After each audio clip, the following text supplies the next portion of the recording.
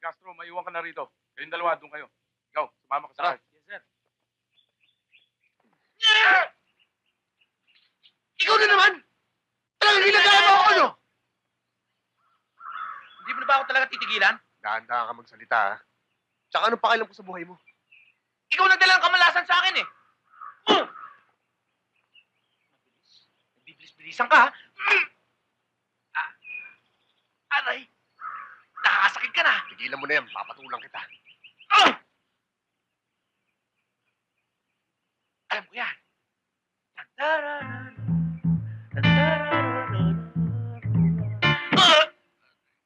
Puro ka kalokohan! Ayun, naabulan tayo ng polis. Bahala ka sa buhay mo.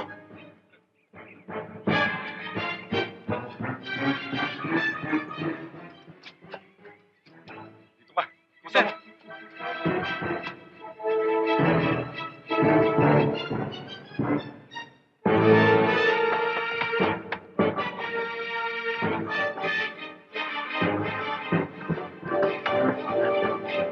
Dito!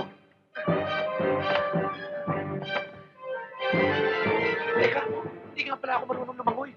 Pero marunong ka tumalon. Oo.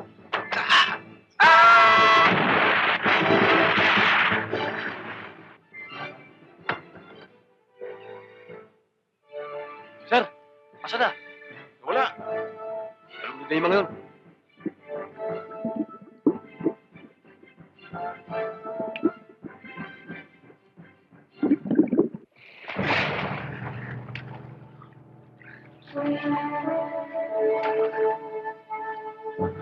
Matay ako!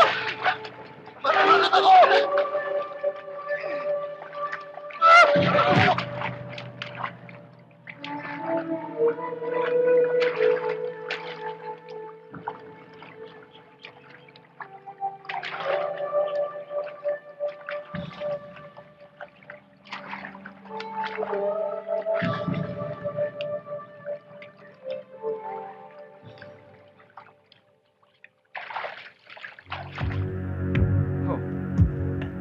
May radyo pa.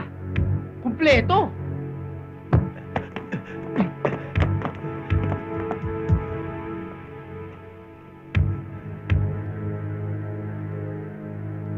Hoy, aso! Makinig ka! Pag hindi ka lumabas sa lungga mo, papatayin ko tong amo mo. Bibilangan kita ng 3. Isa!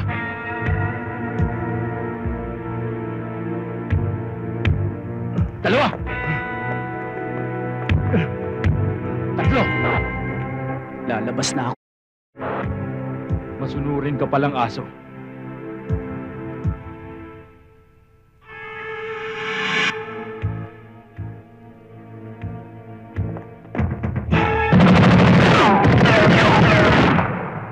Aso! Manood ka! Oh, isa lang yan. Tapusin nyo na yan.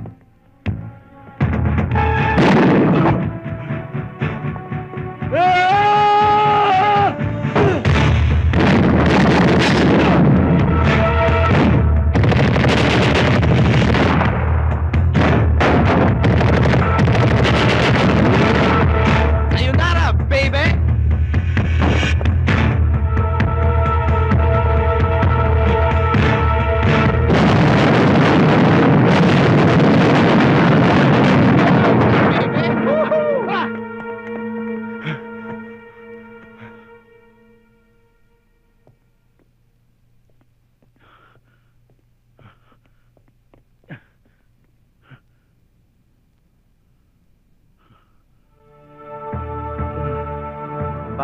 Ayoko niyan, masama yan. Tsaka baka pagalitan ako ng tatay. Hoy! Uy, si Mang Dodong! Diyan na kayo, uwi na. Tara, Buwan dyan. bilis! Hoy! Hoy, saan mo muna, hoy! Hoy, ano yan? Akin na yan! Saan mo nakuha to? Wala ho. Saan mo nakuha to? Patayan mo ko ba? Wala kayo pakialam! Walang kasalanan si Boyet. Totoo ang sinabi ng asawa mo. Hindi alam ni Boyet na ganun palang gagawin ng mga kasamahan niya. Huwag nyo nga siya pagtakpan. Halika nga rito! Hoy, kung sasaktan mo siya, huwag sa harap ko, ha? Dahil nung bata ka, Hindi ko ito ginawa sa'yo kahit anong kalaki ang kasalanan mo. Pinipigilan niyo ba akong disiplinahin ng anak ko? Hindi naman kailangan bata para matutuwa. Eh kaya lumalakas sa loob ng batang yun dahil sa inyo eh. Pwede ba, Itay?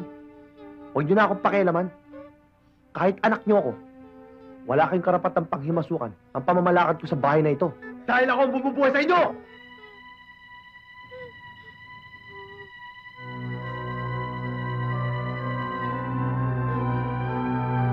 Ipinagpapasalamat ko ang pagkupkup mo sa akin. Pero alam mo, nung palakihin kita, Dodong, di minsan, hindi ko inisip na ipatong sa balikat mo ang tungkuling alagaan ako sa aking pagtanda. Kaya ko pa naman mabuhay. Hindi ko kailangan ng tulong, kanino man. Kahit sa'yo. Itay?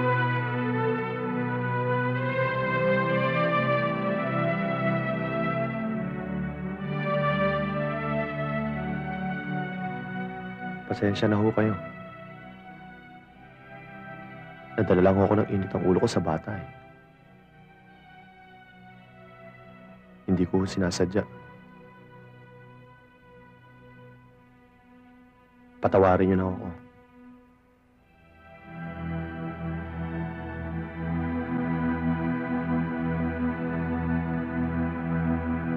Ito ang buhay.